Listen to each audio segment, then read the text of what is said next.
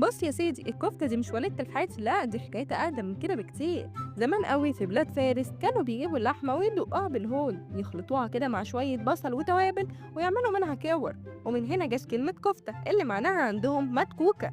يعني الحكاية دي سافرت من إيران للهند للأناضول والبلاد العربية كمان، وكل بلد زود لها لمستها. احنا في مصر لما وصلت لنا الحاتي حطها على الفحم وطلع الريحة اللي تشدك من أول الشارع. وفي تركيا عندهم الشي كفتة اللي هي الكفتة النية اللي بتتعمل بالبرغل. وكفتة أدنى الحراقة دي حاجة تانية بتلسع في اللسان. أما البلاد العربية كان فيها كفتة صينية في الشام، وكفتة بالطحينة، وكفتة داوود باشا اللي تتغمس في الصلصة. وعندنا كمان كفتة الرز اللي مليانة رز وخضرة ولحمة، وكفتة البطاطس دي صيامي. أما بقى كفتة السمك على البحر دي مفيش أعلى منها. يعني وانت ماسك السيخ أو الطبق، انت في الحقيقة ماسك تاريخ طويل جدا لف على نص الدنيا قبل ما يوصل بطنك. ولو عجبتك الحكاية ما تنساش تعمل لايك وسبسكرايب.